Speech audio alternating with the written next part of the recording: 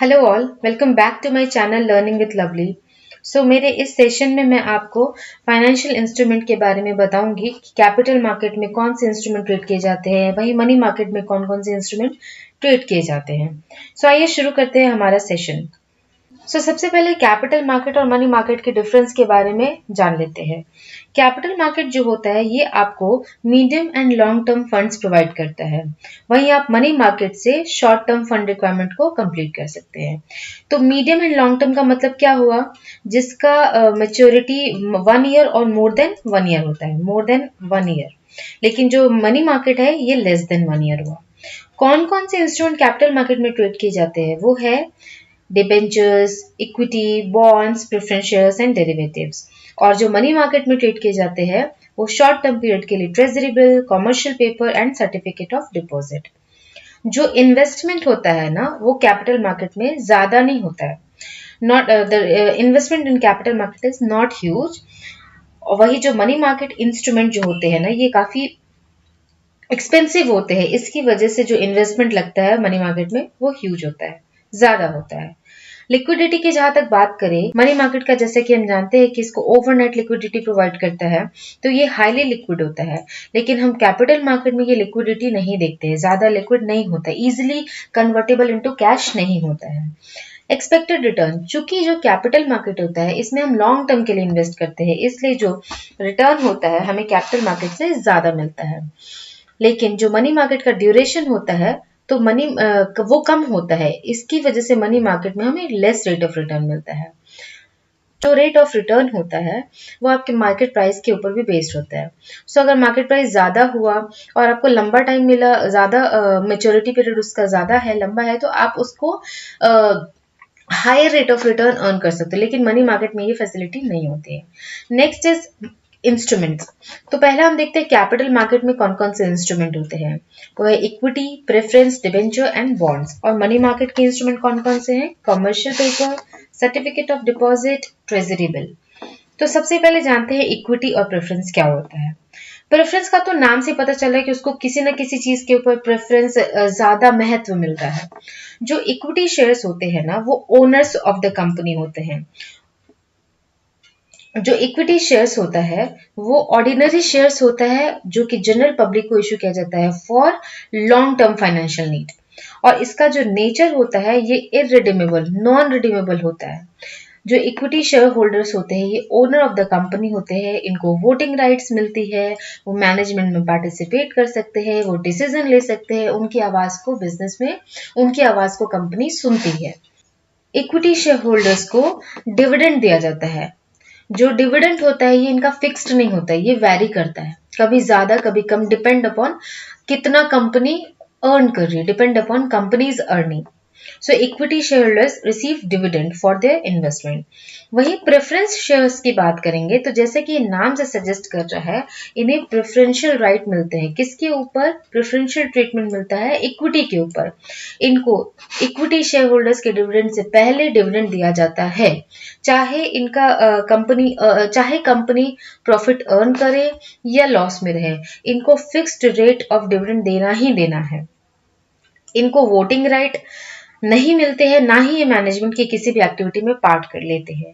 लेकिन जो इनका वाइंडिंग अप के टाइम पे जब कंपनी बंद होती है उस टाइम पे कंपनी क्या करती है? अपने एसेट और लाइबिलिटी को सेल करती है और जो भी पैसे बचते हैं उससे सबसे पहले कंपनी एक प्रेफरेंस शेयर होल्डर्स वालों को रीपे करती है उनका अमाउंट, एंड देन जो बचता है वो इक्विटी शेयर होल्डर्स वालों को दिया जाता है। प्रेफरेंस शेयर होल्डर्स वालों को रीपेमेंट ऑफ कैपिटल की भी फैसिलिटी होती है। कुछ टाइप्स होते हैं प्रेफरेंस शेयर्स के, जैसे convertible, non convertible, redeemable, non redeemable, cumulative, non cumulative. जो कन्वर्टेबल होते हैं वो एक टाइम पीरियड के बाद इक्विटी शेयर्स में कन्वर्ट हो जाते हैं, और जो उसके कन्वर्ट होने के बाद इनको जो इक्विटी शेयर होल्डर्स को राइट्स मिलते हैं वही rights convertible preference share holders को मिलता है कन्वर्ट होने के बाद। और जो नॉन कन्वर्टेबल है इनको इक्विटी में कन्वर्ट नहीं करते हैं हम, लेकिन इनका जो रीपेमेंट होता है ये at the time of winding up इनको पहले मिलता है, और जो इनका जो डिविडेंड है ये इनको फिक्स रेट पे मिलता ही रहता है। ठीक है, रिडीमेबल जो रिडीम हो सकते हैं, इरिडीमेबल जो रिडीम नहीं हो सकते हैं। Next is difference between equity shares and preference shares. तो पहला तो ये हो गया कि ये ओनर हो गया इक्विटी शेयर होल्डर्स वाले, लेकिन जो प्रेफरेंस शेयर होल्डर्स है उनको प्रेफरेंशियल राइट मिल जाता है किसके ऊपर, कंपनीज के प्रॉफिट के ऊपर। किस पे मिल जाता है, इक्विटी शेयर होल्डर्स वालों पे मिल जाता है। जो इनका डिविडेंड होता है इक्विटी शेयर होल्डर्स वालों का, ये वेरी करता है अर्निंग के ऊपर, जैसे कि मैंने पहले भी बताया। लेकिन जो फिक्स्ड जो प्रेफरेंस शेयर होल्डर्स होते हैं इनका फिक्स्ड डिविडेंड होता है और कंपनी को देना ही देना है, प्रायोरिटी बेसिस पे इनको डिविडेंड देना है। बोनस शेयर्स की बात करें तो इक्विटी शेयर होल्डर्स वालों को कंपनी बोनस शेयर्स इशू करती है। They are eligible to receive bonus shares. उनके कितने इक्विटी होल्ड किए गए हैं उस बेसिस पर उनको बोनस शेयर्स कंपनी इशू करती है। लेकिन प्रेफरेंस शेयर होल्डर्स को ऐसा कुछ राइट, ऐसा कुछ बेनिफिट नहीं मिलता है बोनस शेयर का।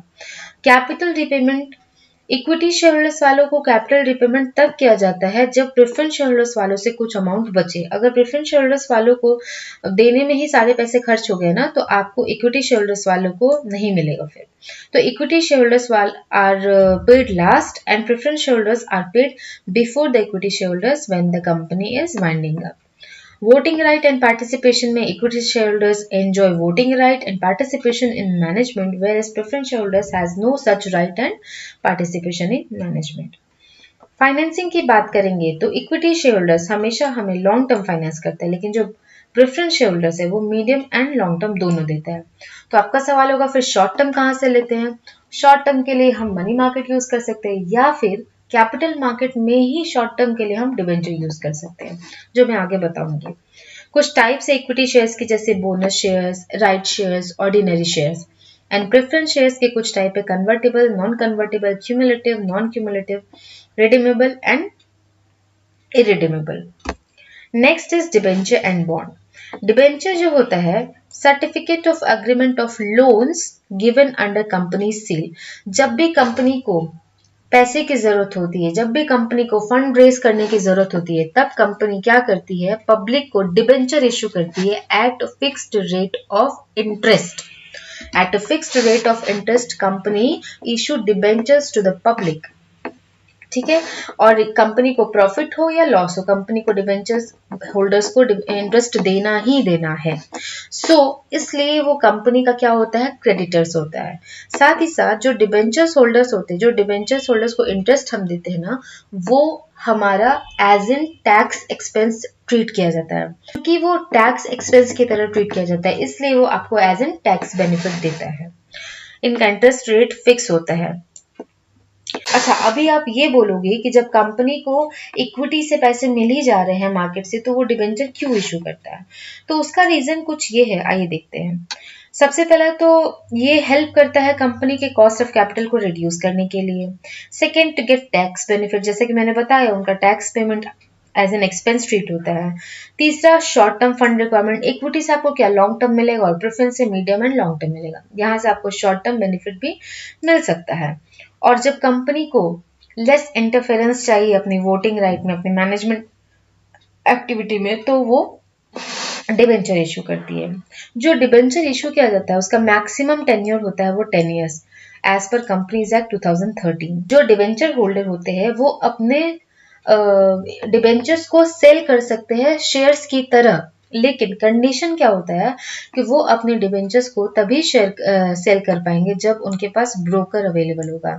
तो they can sell their debentures only through broker. Direct market में, डायरेक्ट स्टॉक एक्सचेंज में डिबेंचर होल्डर्स अपने डिबेंचर्स को शेयर सेल नहीं कर पाएंगे। कुछ टाइप होते हैं डिबेंचर्स के, आइए इसको समझते हैं। जैसे registered debenture, unregistered debenture, redeemable, irredeemable, secure debenture, unsecure debenture and convertible and non convertible. तो सबसे पहले रजिस्टर्ड डिबेंचर क्या होता है? जो रजिस्टर्ड डिबेंचर होता है वो किसी भी कंपनी के अकाउंट में उस डिबेंचर होल्डर का नाम मेंशन होता है, तो रजिस्टर्ड होता है। और ये डिबेंचर होल्डर्स अपने डिबेंचर्स को बिना बोर्ड ऑफ डायरेक्टर के परमिशन के नहीं बेच सकते हैं, उनको परमिशन चाहिए डिबेंचर को बेचने के लिए। लेकिन जो अनरजिस्टर्ड डिबेंचर होते हैं वो कंपनी के अकाउंट में रजिस्टर्ड नहीं होते हैं, मेंशन नहीं होते हैं, लेकिन इस तरीके के डिबेंचर्स को हम बेयरर डिबेंचर भी बोल सकते हैं। और ये जो है ये अपने जो इनका डिबेंचर है इनको ये मार्केट में जाकर के सेल कर सकते हैं। इसके लिए इनको परमिशन की जरूरत नहीं होती बोर्ड ऑफ डायरेक्टर की। जो रिडीमेबल डिबेंचर होता है ये इशू किया जाता है फॉर अ फिक्स्ड पीरियड, और जब इसका पीरियड खत्म हो जाता है तब ये रिडीम हो जाता है एट इट्स मेच्योरिटी। और जो इरिडीमेबल होता है इस टाइप के डिबेंचर्स ना मोस्टली इंडिया में इशू नहीं होते। जो इरिडीमेबल डिबेंचर होता है ना इशू नहीं होते इंडिया में। सिक्योर्ड डिबेंचर, जैसे कि नाम से आपको मालूम होगा कि सिक्योर्ड का मतलब क्या हो रहा है, किसी टाइप की सिक्योरिटी, है ना।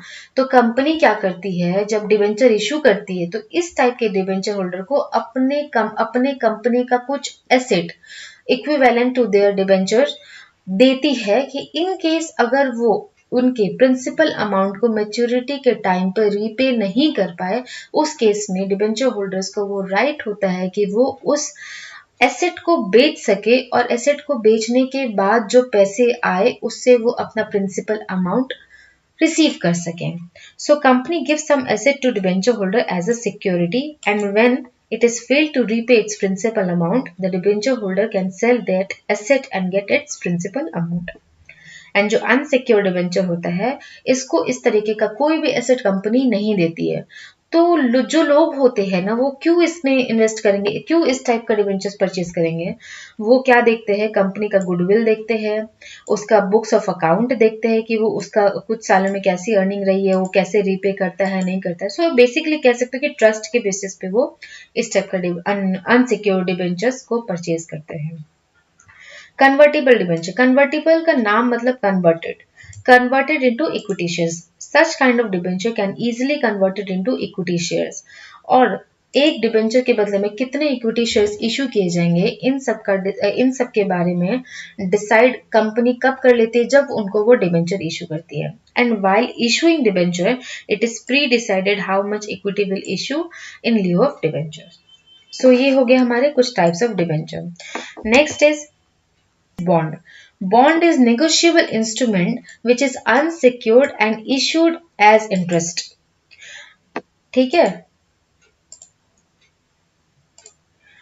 जो बॉन्ड है वो आपका एक नेगोशिएबल इंस्ट्रूमेंट है और ये इशू किया जा रहा है एज एन इंटरेस्ट के तौर पे। मोस्टली जो गवर्नमेंट फाइनेंशियल इंस्टीट्यूशंस होते हैं वो बॉन्ड को इशू करते हैं। ठीक है, जीरो कूपन बॉन्ड एक टर्म आएगा जिसमें आपको समझना है जीरो कूपन बॉन्ड क्या होता है। जो जीरो कूपन बॉन्ड का मतलब क्या हुआ कि आप जो बॉन्ड होल्डर है उनको इंटरेस्ट एक्स्ट्रा नहीं मिलता है। क्या होता है, जो जब बॉन्ड इशू किया जाता है वही फेस वैल्यू से कम वैल्यू पे डिस्काउंट पे इशू किया जाता है। फॉर एग्जाम्पल अगर मान लो 100 रुपीज है बॉन्ड का, फेस वैल्यू 100 रुपीज है, तो जब बॉन्ड होल्डर को दिया जाएगा तो वो 90 रुपीज में दिया जाएगा। तो जो डिफरेंस हुआ ना 10 रुपीज का, वही इनका इंटरेस्ट हो जाता है, बॉन्ड होल्डर का वो इंटरेस्ट हो जाता है। So the difference between face value and discount is interest to the bond holder. Next is money market instrument. Money market instrument क्या होते हैं? पहला तो commercial paper, second is certificate of deposit and third is treasury bill. आइए जानते हैं commercial paper के बारे में।